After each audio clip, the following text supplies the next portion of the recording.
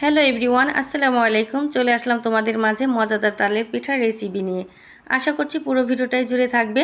তো দেখো বন্ধুরা, এখানে আমি এলাচ দারচিনি নিয়েছি, সুজি, কুড়ানো নারিকেল, লবণ, শুকনো চালের গুঁড়ি, চিনি এবং তাল। প্রথমেই একটা পুর তৈরি করে নিতে হবে। আগে থেকেই আমি চুলায় 2 কেজি দুধ বসিয়েছিলাম। দুধটাকে বেশ ঘন করে জাল করে নিয়েছি সুন্দর একটি ফ্লেভারের জন্য। এখানে এলাচ দারচিনি দিয়ে দিচ্ছি। এবার সুজিটা দিয়ে দেব। পুরো সুজি একসঙ্গে ঢেলে দেওয়া যাবে না, না হলে দলা পেকে যাবে। অল্প অল্প করে দেব আর নেড়ে চেড়ে নেব। সুজিটা যখন মোটামুটি সেদ্ধ হয়ে গেছে, পর্যায়ে দিয়ে দিচ্ছি স্বাদ মতো লবণ, কুড়ানো নারিকেল এবং চিনি। ভালো করে নেড়ে চেড়ে মিশিয়ে ঘন করে একটা পুর তৈরি করে নিতে হবে।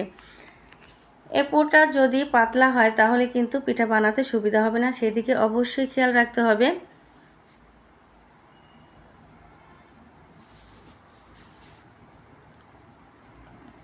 তো দেখে বুঝতে পারছো কতটা ঘন বা পাতলা হয়েছে। তো ঠান্ডা হবার পর এই পুরটা আরেকটু শক্ত বা ঘন হয়ে যাবে।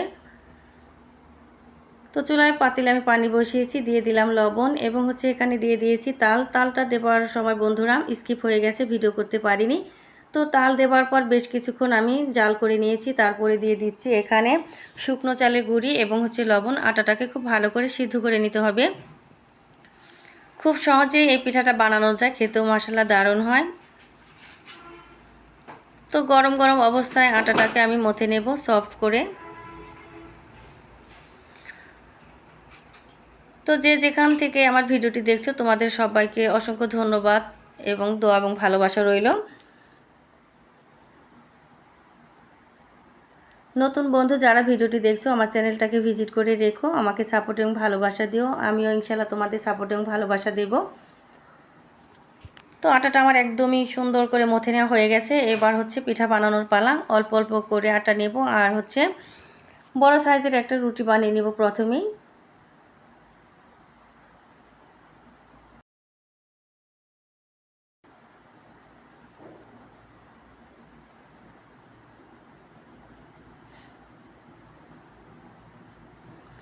রুটিটা খুব বেশি পাতলা করা যাবে না, না হলে ফেটে যাবে। তো দেখে বুঝতে পারছো বন্ধুরা রুটিটা কতটুকু পাতলা বা মোটা হয়েছে। তো এখানে একটা কৌটার মুখা নিয়ে নিয়েছি, এটা দিয়ে ছোট ছোট করে আমি রুটি কেটে নিচ্ছি।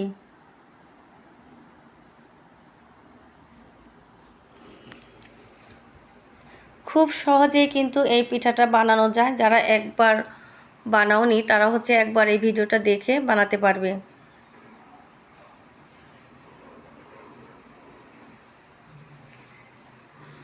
তো একটা রুটির মধ্যে সেই পুরটা দিয়ে দিচ্ছি। এবার হাত দিয়ে একটু ছড়িয়ে নিলাম।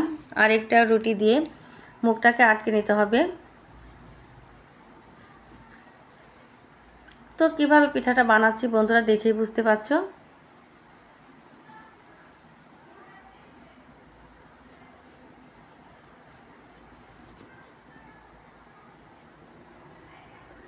তো এবার কাঁটা চামচের সাহায্যে ডিজাইন করে নেব। হালকা করে চাপ দিলে সুন্দর ডিজাইন হয়ে যায়। তো ডিজাইনটা যার যার মনের পছন্দ। তো অনেক ধরনের ডিজাইন করা যায়। তো এই তো একটা পিঠা আমার একদম কমপ্লিট হয়ে গেছে। আরেকটা পিঠা আমি তোমাদেরকে বানিয়ে দেখাচ্ছি।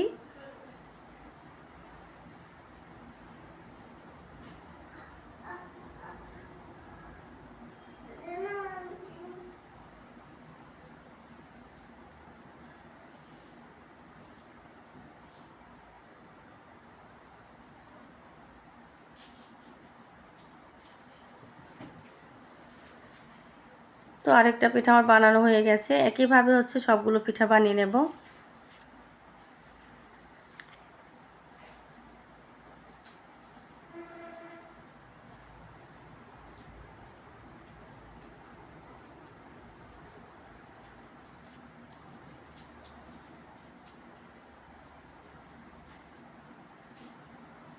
তো অনেকগুলো পিঠা আমার বানানো হয়ে গেছে। এবার ভেজে নেবার পালা। তো চুলা একটা প্যান বসিয়ে হালকা করে একটু তেল ব্রাশ করে নিলাম।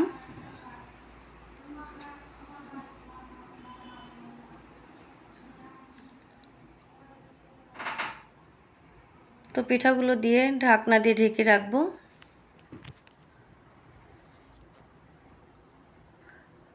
তো তো ঢাকনাটা তুলে অল্প করে তেল দিয়ে দিচ্ছি, খুব বেশি তেল দেবার দরকার নেই, অল্প তেলে এই পিঠাটা ভাজা হয়ে যায়।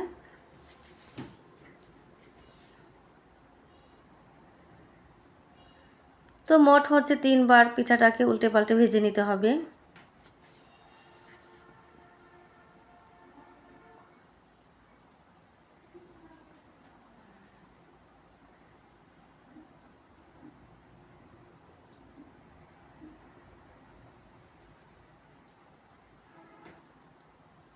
এই তো পিঠাগুলো ভাজা শেষ। দেখে যতটা লোভনীয় লাগছে বন্ধুরা, খেতেও মাশাআল্লাহ দারুণ হয়েছিল।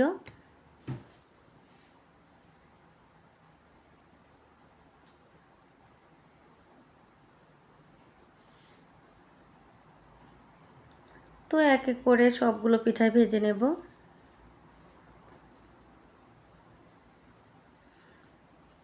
তো ভিডিওটি তোমাদের কার কাছে কেমন লেগেছে অবশ্যই কমেন্টের মাধ্যমে জানাবে।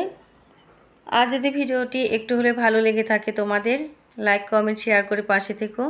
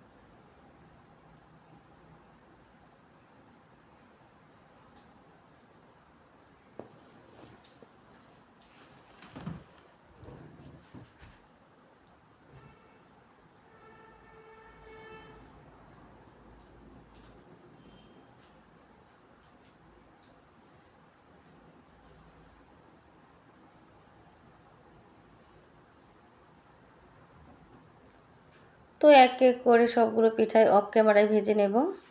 এই তো পিঠা সবগুলো ভেজে নেওয়া শেষ হয়ে গেছে। দেখো বন্ধুরা কতগুলো পিঠা হয়েছে।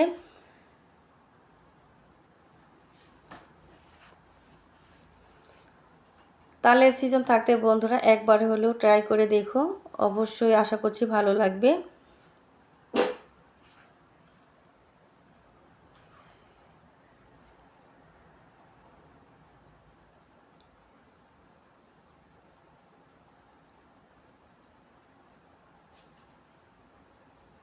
তো একটা পিঠে তোমাদেরকে ভেঙে দেখাচ্ছি বন্ধুরা।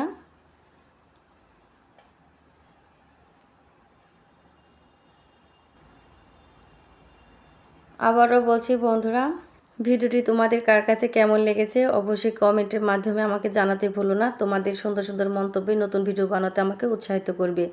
ধন্যবাদ আমার সকল বন্ধুদেরকে।